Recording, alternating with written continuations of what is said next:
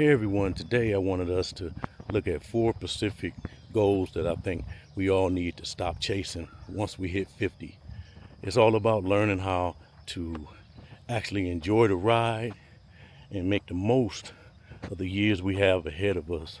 Now, welcome to Retired Life with Reese Will. I appreciate all subscribers and support. Now, first on the list today, and this might be the most important lesson I've learned over the years, is to completely stop comparing yourself to other people.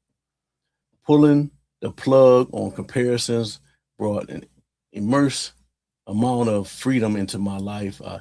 I stopped asking myself if what I was doing, as well as the people that like my old high school and classmates and the people I grew up with, or the folks I used to work with. It's incredibly liberating to just say, look, there's billions of people on this planet. My only job is to build a life that works for me, not to match what anyone else is doing. And when you drop that comparison, you can finally focus on what actually brings people real joy.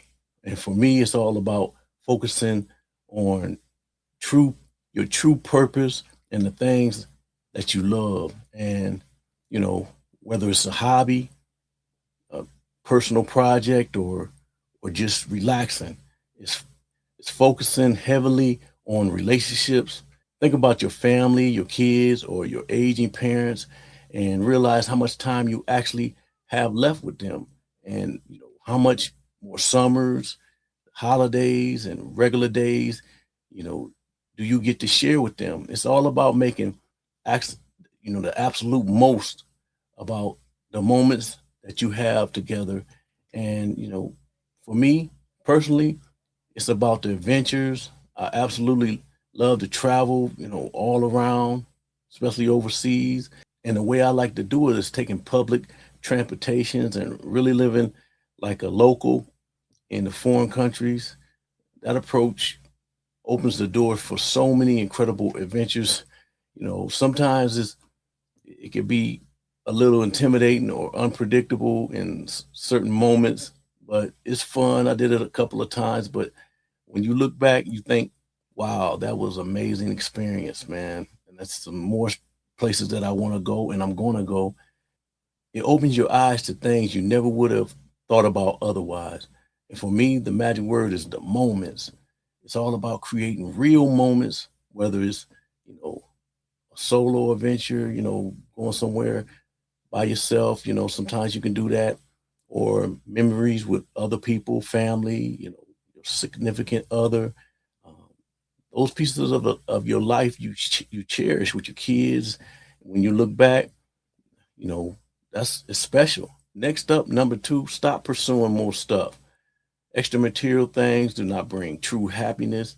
Over my life and through talking with plenty of friends and other people, and for decades, I've seen what actually brings people joy, and it's rarely a bunch of possessions. You don't need a fourth car when there's two drivers in the house, and you don't need 50 pair of shoes when 20 will do the job just fine. We all have those delivery boxes piling up on a doorstep, you know, in the front porch, you know, week after week. And I know people who don't even open those boxes half the time because they just have an overload of things. And is all that stuff honestly bringing you joy? If it genuinely is, then do you. But if it isn't, I just wanted to put that perspective on your radar. Now, moving to number three, stop buying into the idea that bigger is always better. Living here in the United States, I feel like the culture is always screaming that whoever dies with the most toys wins, right?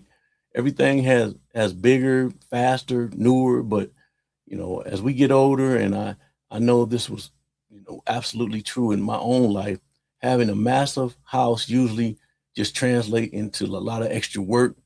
It means more things can break down, more maintenance on the house, and way more space you have to constantly clean. And you have to ask yourself, Do you actually own your house, or do your your house own you? When the kids grow up and move out, you stay in a massive place. It just doesn't make sense. If you want to simplify your life, I realized I wanted less upkeep and a simpler setup. Moving to a smaller place where HOA handles all the heavy lifting on the outside, it makes life so much easier. Trust me, I don't miss dealing with endless maintenance, tracking down tractors to get things painted every few years, or constantly managing household repairs. Life is just simpler. Forgetting about the giant house is something we can all benefit from, especially when we move.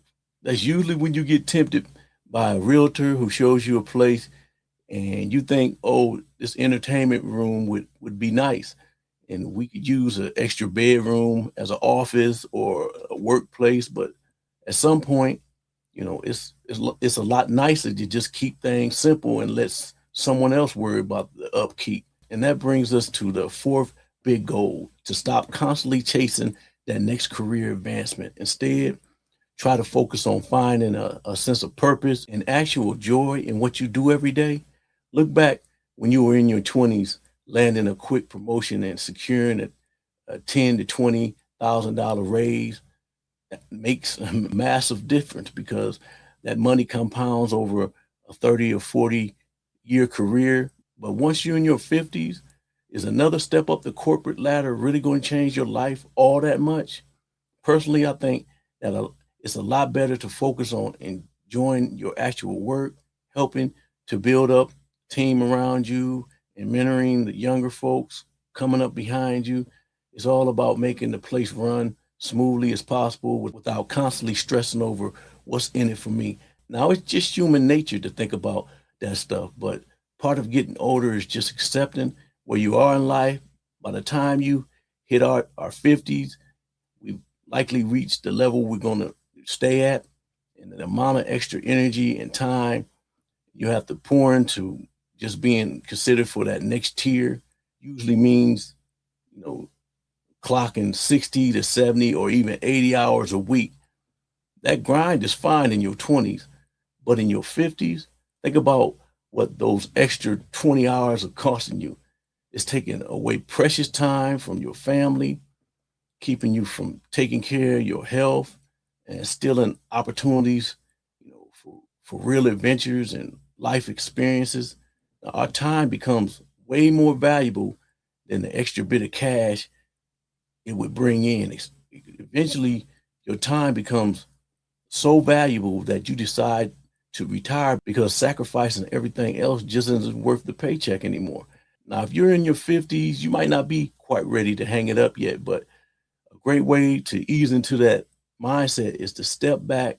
Instead of grinding out 60 or 70 hours, what if you just do a solid 40 to 50 hours?